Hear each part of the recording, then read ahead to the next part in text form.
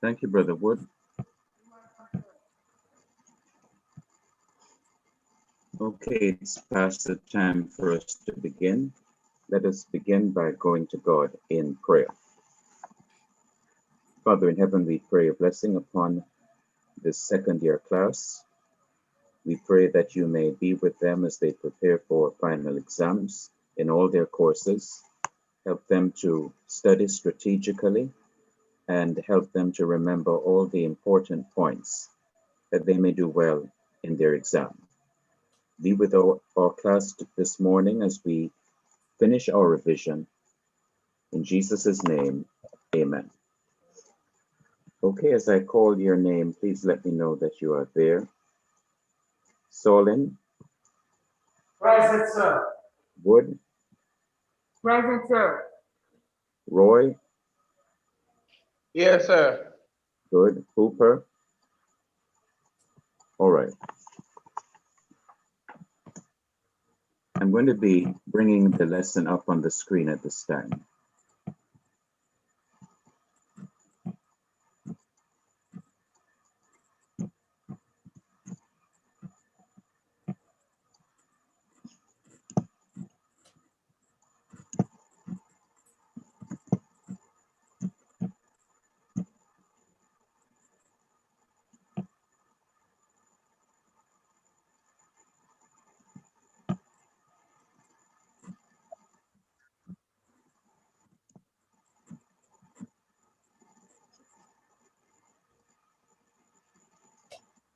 Okay, I'm trying to.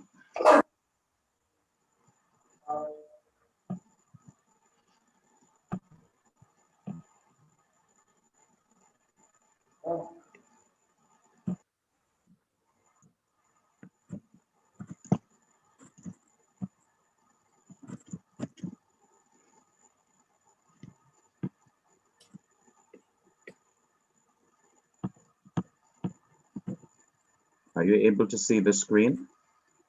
Yes, sir. Yes, sir,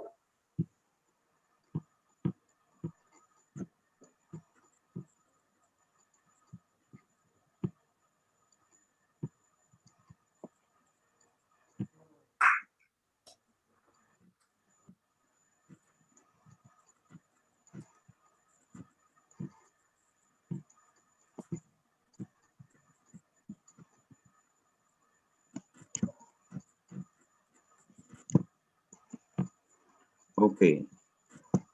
Are you able to see the screen? Yes, sir. And can you hear me well? Yes, sir. All right, good.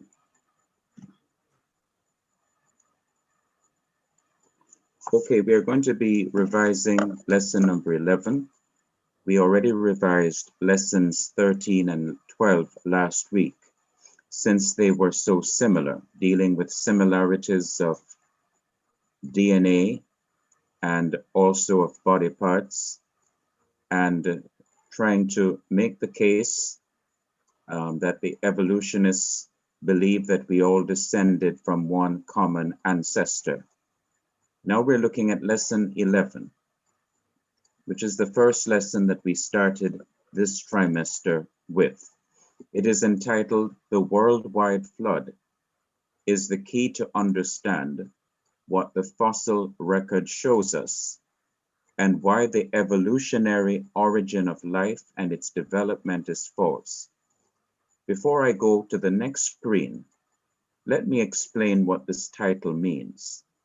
The worldwide flood refers to the flood in the days of Noah, recorded in Genesis chapters 6, 7, and 8, in which all the high mountains under the whole heaven were covered with water, and everything that breathed the breath of life on the dry land died, except those that were in the ark with Noah, his wife, his 3 sons, and their wives.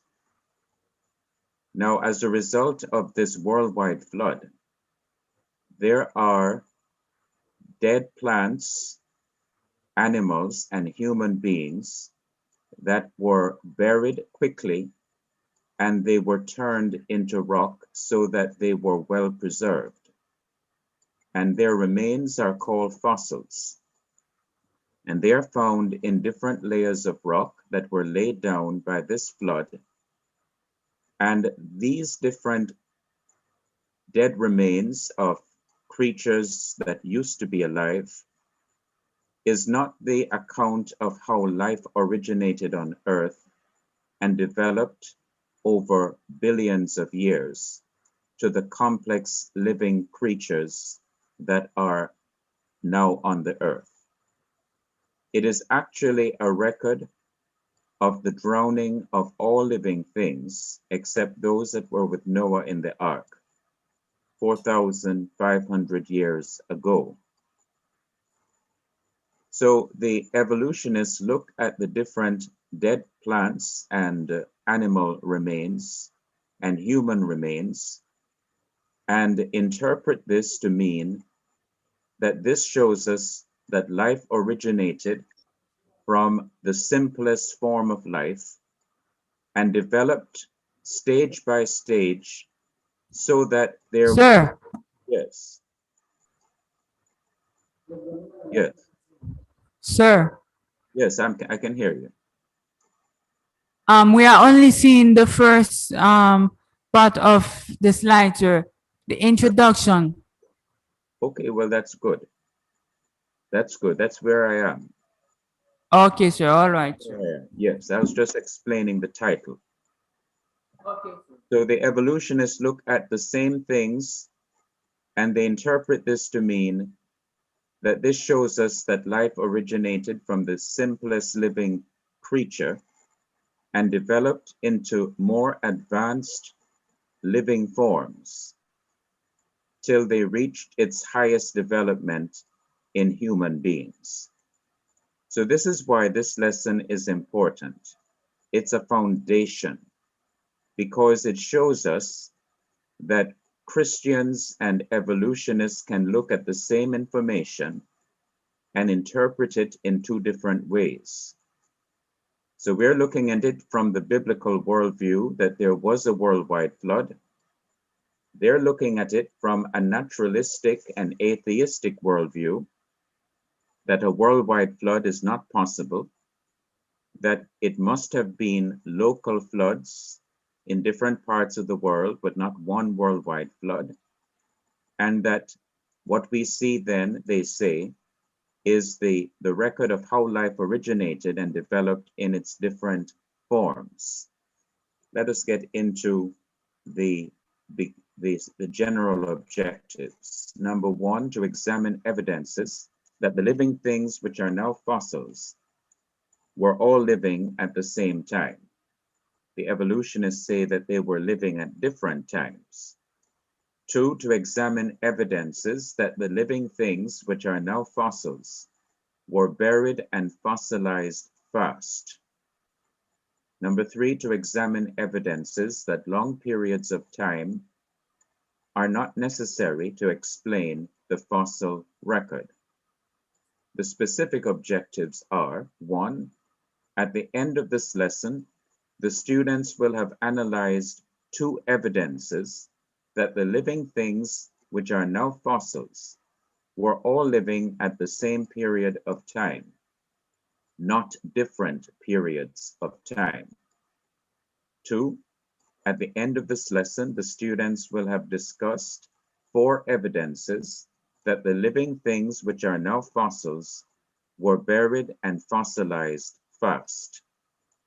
Three, at the end of this lesson, the students will have demonstrated from four evidences that living things which are now fossils did not need a long time to become fossils. Four, at the end of this lesson, the students will have proven that the fossils were formed after sin and death had entered the world and in the worldwide flood of Noah's time. So first of all, let us look at the evidences that the living things which are now fossils were all living at the same time. Number one, a rock layer named for a specific period of time, contains fossils that evolutionists believe were from different time periods. So if the evolutionary view was correct, you should only find that specific fossil in that particular layer of rock that is dated in the period of time that evolutionists believe that those dead things used to live. So why do we see fossils that come from different periods of time that evolutionists have given to these different creatures that are now dead? As Michael Ord said, who has his Master of Science in Atmospheric Science, and who is a researcher in earth science, in his article, Are Fossils Ever Found in the Wrong Place?, taken from the website creation.com. He says, and I quote, "Fossils are being found in the wrong place all the time." Now that is a very important statement. If the evolutionary theory were true, that these different dead things lived in different periods of time, then they should not be finding fossils in the wrong place all the time. It shows you that their interpretation of the fossil record is incorrect, that these fossils were all living at the same time, and they're not really being found in the wrong place.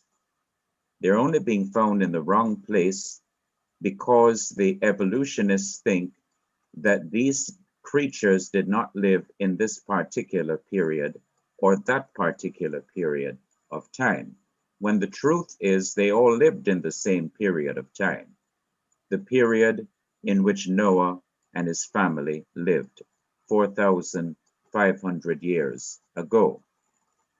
Number two, there are vast fossil graveyards found throughout the world, consisting of animals and plants, which evolutionists have placed in different periods of time, represented by the different rock layers.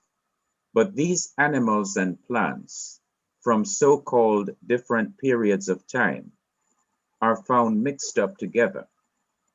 How could they be mixed up together if they were living in different periods of time? If they were in different periods of time, they should not be together. That in itself shows that they must have been in the same period of time. Here are some examples.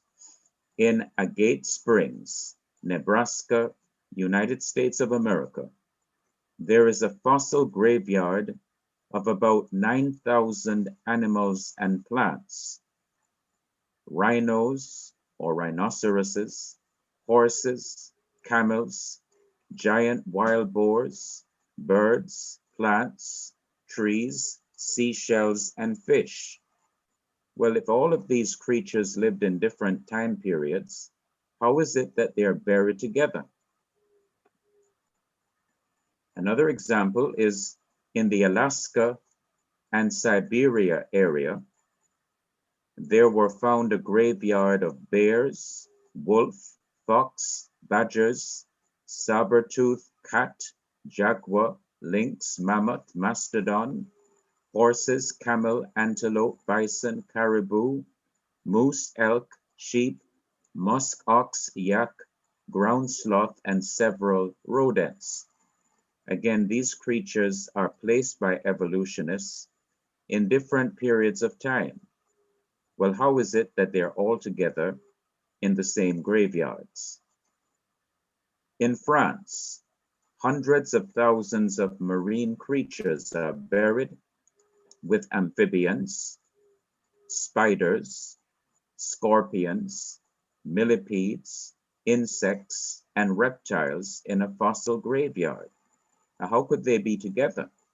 If marine creatures or creatures that live in the sea eventually developed legs and walked out of the sea onto the dry land and became known as amphibians, how do we have marine creatures with amphibians and these other creatures together. They were all living at the same time. They didn't evolve into different forms of life. These different kinds of life were all present in the same period of time. That is how they could be buried together. In Wyoming, USA, alligators, fish, birds, turtles, mammals, many varieties of insects, and palm leaves are buried in the Green River. The question then is, if these animals belong to different periods of time, and one had evolved into another, how is it that they were found buried together? Now let us look at evidences that these living things, which are now fossils, were buried and fossilized fast. And the reason we're looking at it is because evolutionists say that there were different local floods, but not one worldwide flood. And these floods deposited sand and gravel and dirt at the same rate as floods today deposit these things.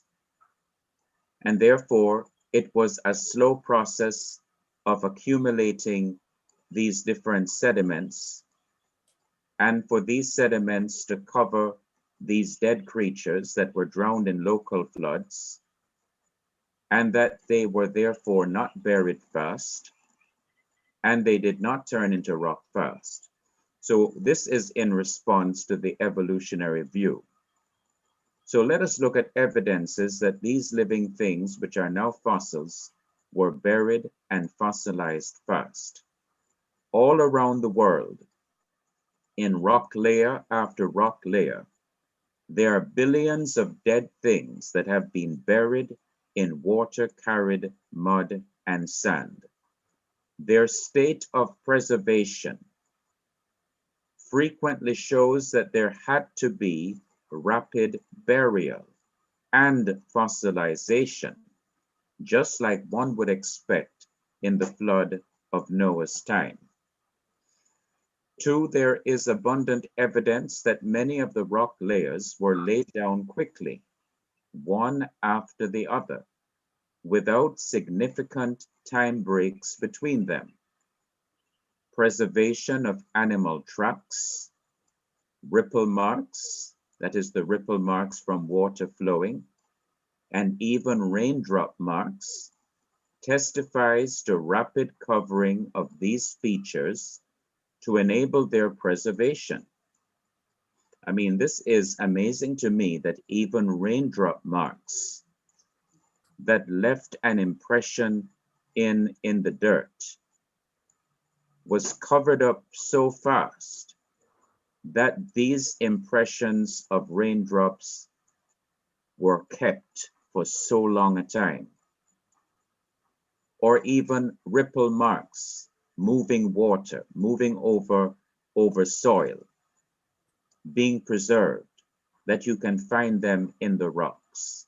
Animal tracks, that is the imprint of animal feet, let us say paws, being left in the rocks, because at the time they were not rocks, but it was soft soil being moved by water, and it hardened quickly to preserve the imprint of the animal footprints. It hardened quickly to preserve the ripple marks and to preserve the raindrop marks. So this shows rapid covering of these features to enable their preservation. Many of the same fossils' remains are not in one layer of rock alone. And I'm dealing not with different fossils, but the same fossils. Many of these same fossils are not in one layer of rock alone, but their preserved remains are in many different layers of rock, which shows us that that particular fossil could not have belonged to a different period of time from other fossils, since they are found in different layers of rock. It was the same period of time. The different layers of rock don't mean, therefore, different periods of time. So this shows that the different layers of rock are not different periods of time, but the same period of time in which these living things, trees and animals, lived. Another evidence that the fossils were buried and fossilized fast. Number 3 is the scarcity of erosion. You know, if some feature on the land, let us say dirt, has been exposed to a lot of flooding and also to a lot of breeze, without any short period of time, but for long periods of time, you're going to have soil erosion taking place through the rapid movement of water and through the breeze. You're going to have the topsoil being removed and exposing the bottom soil. Okay, but when you look at the layers of rock, there is hardly any evidence of erosion taking place. Also, soil formation, there's hardly any evidence of the formation of soil. It takes a while for soil to form. But between one layer of rock and another, there is hardly any evidence of soil formation. Animal burrows, that is, animals digging holes in the ground and giving birth to their young. This happens only when the land is there exposed for a lengthy period of time. But there is hardly any evidence either of animal burrows or holes in the ground. And there is also hardly any evidence of roots between one layer of rock and another. And the evidence of roots would mean that some time passed to give plants time to develop and to put their roots down in the ground. But there's hardly any evidence of roots. So the scarcity of soil erosion, the scarcity of soil formation, the scarcity of animal burrows or holes in the ground, and the scarcity of roots of plants and trees between layers of rock also show that they must have been deposited in quick succession. That is, one layer of sand and gravel being laid down and another one being placed on top of it and another one being placed on top of it in quick succession, one after the other. Not a slow burial, but a quick one. Number 4, you can look at the photograph below. I'm going to show you, these are people at the bottom of this hill. Now notice how there has been an exposure of the different layers of rock here. And notice that there are no cracks.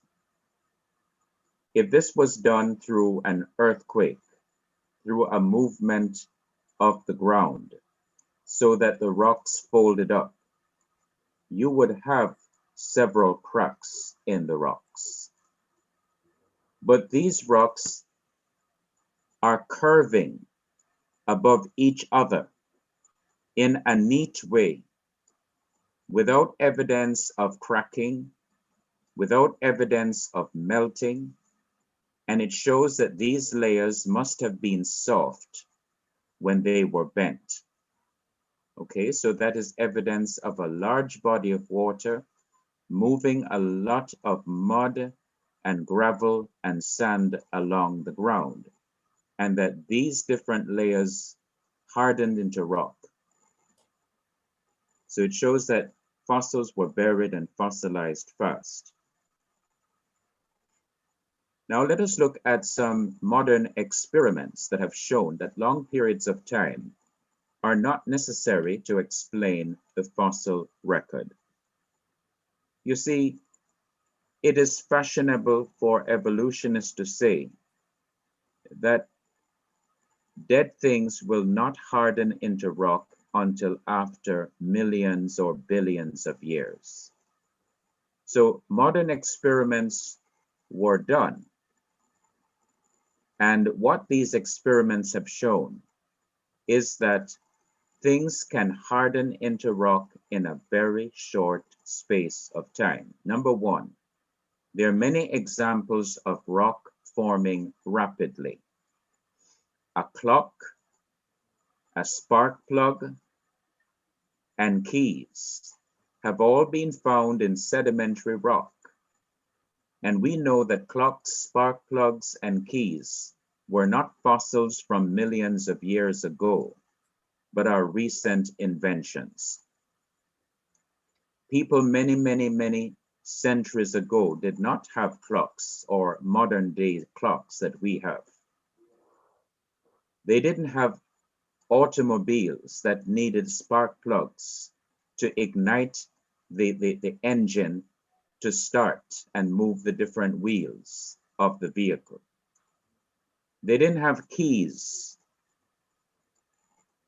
And yet these modern inventions have been found in sedimentary rock, which shows us that they could not have taken millions of years to harden into rock. John Whitmore, PhD, professor of geology, said, long periods of time are not required to harden rock. Sedimentary rock generally consists of sediment, mud, sand, or gravel that has been turned into rock.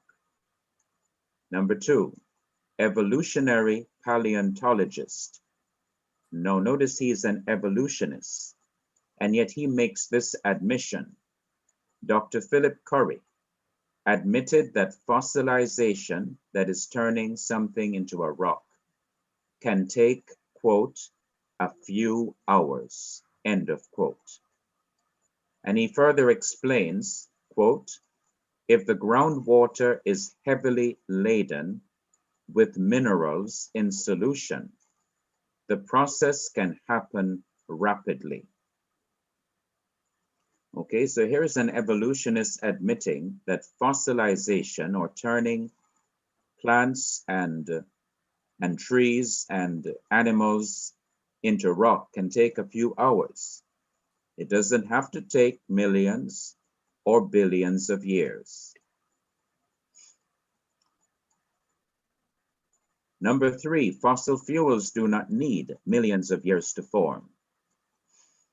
It is traditional in geology for textbooks to teach us that those beds of oil that are found, for example, in Trinidad and Tobago in the Eastern Caribbean, and anywhere you have beds or bodies of oil from which you get gasoline, that they were formed after millions of years of the decay of the plants. Well, fossil fuels do not need millions of years to form. In December of 2013, that's not long ago, you know, it was published, and I quote, scientists at the Pacific Northwest National Laboratory are claiming success in perfecting a method that can transform a pea soupy solution of algae into crude oil by pressure cooking it for about 30 minutes. The process, called hydrothermal liquefaction, also works on other streams of organic matter, such as municipal sewage. The crude oil created is lightweight and low in sulfur and can be dropped into refineries that process fossil crudes. Number four, the technology described as one that, quote, mimics nature, that is, imitates nature, produces oil in much the same way that nature produces oil. But this This group is now speaking from an evolutionary perspective, but it is completed in around 30 minutes instead of millions of years. So they're still holding on to millions of years, but they're saying that we are mimicking nature. We can produce oil in much the same way that nature produces oil. Well, if you can do it in 30 minutes, why can't it be done naturally in 30 minutes if you're mimicking nature? So they're still holding on to millions of years, but they do admit that the process of forming crude oil can be done in half an hour. It doesn't have to take millions of years to form fossil fuels. Number 5, as is now well known by most geologists, wood can petrify rapidly. Petrify means to turn into rock. Several laboratory experiments have devised ways in which this can be done. And notice, mirroring natural settings. That is, reflecting how things work in nature. So wood can turn into rock rapidly. The trees can turn into rock rapidly. They don't need millions of years to do that. Number 6, in the fossil record, there are, quote, copulating frog hoppers, which had to have been fossilized quickly for them to be found in the same position and be well preserved. Number 7, 5 octopus fossils have been found in Lebanon. That is in the country northwest of the state of Israel. All 8 arms, muscles, suckers, and ink. If these were not buried and fossilized quickly, they could not have been preserved. It is known that the ocean floor is teeming or filled with bacterial life, which could have eaten the octopuses had they not been quickly buried and fossilized. Now let us look at the conclusion of all of these findings. Let me prove that the worldwide flood in the time of Noah explains the fossil record, not evolution. First of all, the fossils show that there was cancer of the bone. Now stop and think. When God created everything, he looked at his creation and he saw that it was, quote, very good. Genesis chapter 1, verse 31. Is cancer very good? There was no cancer when God had created everything. In his view, it was very good, not just good. So there was no disease. There was no sickness.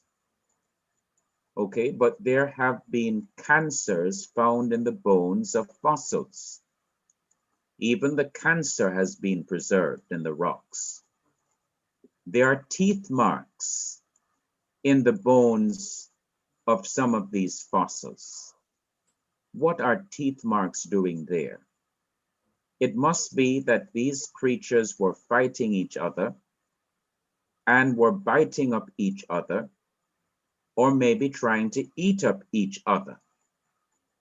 But do you know that when God created everything, he did not want any creature to eat each other? Animals were not to eat each other. They were to eat the vegetation, whether it be the green plants and the nuts and the fruits. And human beings also, they were not to eat any flesh. They were to eat vegetation, green plants, and fruits. That was the diet of early creatures. So these teeth marks show that whenever these creatures lived, it must have been much later after God had created everything. Signs of drowning. Now that in itself is revealing. These creatures show signs of drowning. That is, for example, when the skeleton has the neck and the head turned back ways as if the creature is looking behind, it is a sign of what is called drowning. And a lot of the creatures have their skeletal remains in that position. They have their neck and their head turned backwards looking around. This is the position that animals take when they are drowning. So there was a flood. And the flood took place at a time when disease had already entered the earth, and when creatures were now eating or fighting each other.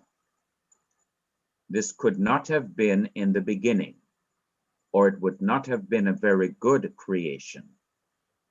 This must have been after sin had entered the world and had brought with it diseases and had brought with it a change of diet, that animals started to eat one another.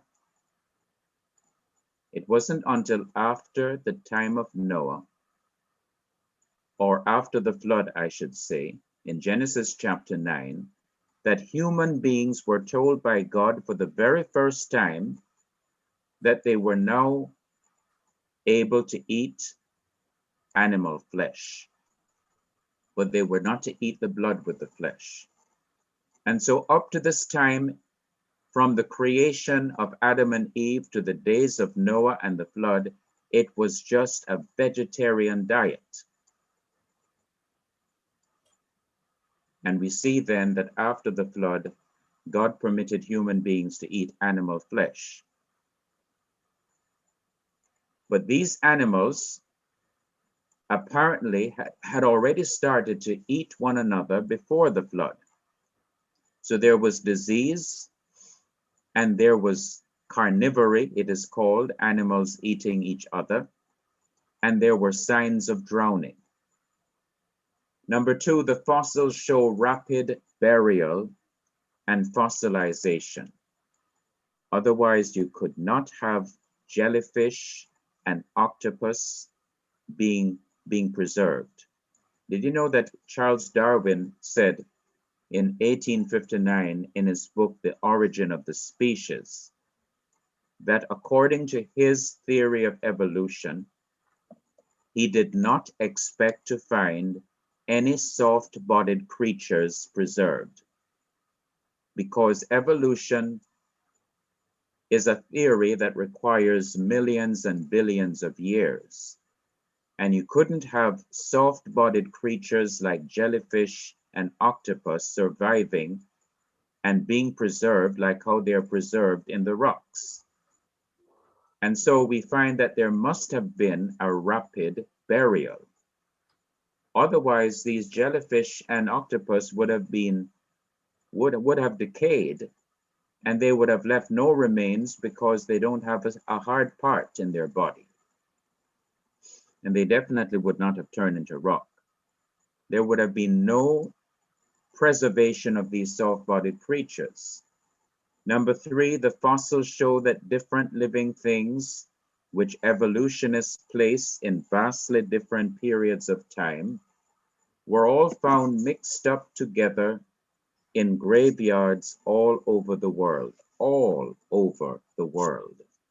indicating that all these living things were in the same period of time. Number four, this drowning, rapid burial, and fossilization could not have happened before sin and death had entered the world. Remember what brought sin into the world. It was the sin. Remember what brought death into the world. It was the sin of Adam and Eve. So before Adam and Eve sinned, there could not have been death. Death entered after Adam sinned. So by the time of Noah, death had been going on for quite a while. So sin entered the world. So sin was committed and death came about and entered the world because of Adam and Eve's sin. And it not only affected human beings, but it affected all of nature, all of creation. Romans chapter 5 verse 12 says, "Wherefore, as by one man sin entered into the world, and death by sin. And so death passed upon all men, for that all have sinned." That's how death came. So you can't have death coming in before sin, and that's what evolution teaches. Evolution teaches that death was here long before any human beings were here. But the Bible teaches that death didn't come into the world until after the first human being sinned. And then Romans chapter 8 and verses 20 and 22 reads, "For the creature," this creature here is referring to creation in general, "was made subject to vanity." Vanity means futility. And the idea here is that whatever it is that creation wanted to do, it was frustrated because it was cut short by death. These creatures did not live long enough to fulfill all that they wanted to do. They were subject to vanity. Not willingly, so this was not something voluntarily, it was something placed upon them. But by reason of him who hath subjected the same in hope. Verse 22, "For we know that the whole creation groaneth and travaileth in pain together until now." Well, what do you think causes all of this pain, all of this sorrow? It was sin. Sin entered the world, it brought death. And death brought a sense of futility, like, what's the use? It's all worthless. We're going to die and leave everything behind. We're not going to remain forever. It brought a sense of futility. And we find that it brought a lot of pain. It is likened to the pain of a woman giving birth, and she's having birth pains. So we find that all of this thing that we find in the fossil record, the drowning, the rapid burial and fossilization, could not have happened before sin and death had entered the world. In fact, why did God send a flood upon the earth? Brother Wood, let me ask you that question. Why did God send a flood upon the earth? Because the people back then, they were very wicked, sir. That is correct. And God saw that the wickedness of man was great in the earth, and that every imagination of the thoughts of his heart was only evil continually. And it repented the Lord that he had made man upon the earth, and it grieved him in his heart. Genesis chapter 6, verses 5 and 6. It was because of sin. And so we find that sin already entered the world from the time when Eve ate the fruit of the tree of the knowledge of good and evil and gave to her husband some of it, and he ate. Sin entered the world from that time, and it affected the whole of nature, the whole of creation, subjecting the whole creation to death and to a sense of futility and decay. Number 5, this drowning, rapid burial, and fossilization must have taken place after sin and death had entered the world in the worldwide flood in the time of Noah. Genesis chapter 7 and verse 23 is one of the verses that show that the flood was worldwide. And every living substance was destroyed, which was upon the face of the ground, both man and cattle, and the creeping things, and the fowl of heaven, and they were destroyed from the earth. And Noah only remained alive, and they that were with him in the ark.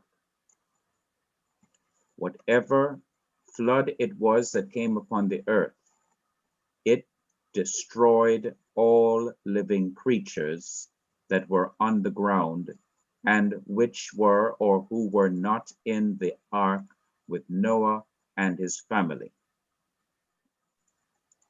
Okay, so that is lesson 11. Now, let me remind you of certain things. Now, we are going to be having our final exam next week.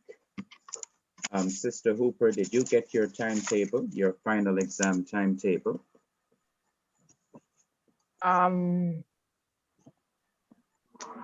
Well, I don't think I've checked my email yesterday, so I don't know if it came then.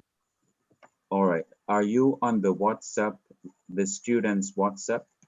Yes, I am. I was told that the exam timetable was sent on the WhatsApp. It is there. Okay, I'll check it and see. Thank you. All right. But in the timetable, the Apologetics exam is Wednesday, March 31st, and it is from 3 o'clock to 4 o'clock. Now, it is going to be done just like we do our tests. We have all done our tests from the beginning. And it is just going to be like a test. You will see the questions on the share screen feature of Zoom. And you can neatly tear out whatever number of pages you need from your notebook. And after you finish writing your answers, you take a picture of your paper or papers and you send it to me by email as quickly as possible after you're finished. Okay, so so it's not going to be anything new as such, in the sense you already have been doing my tests from January, and you know what is expected. Yes. Go ahead. Just a concern, sir. For me, if I take a picture of the test and to send it to you, it will take some time for it to send, because I don't know if the email doesn't process the photo quickly. So what I would have a challenge with that. All right. Now, you have been sending your tests by email, haven't you? You have been typing your answers to the questions in your email. So whatever you have been doing before, you can continue. So then you can also type it in email and send it too. Yes. If you're able to have the Zoom on and at the same time type on your type in your email, you can do it that way too. The only thing is it's not going to work for Hebrew language. Yes, I understand that. Yes. All right, but if you can manage both at the same time, have the Zoom on and at the same time go into your email and type, then that would be okay. Just like what you have been doing before. Yeah, but send it as quickly as possible. Yes. So beginners apologetics would be next Wednesday, you say?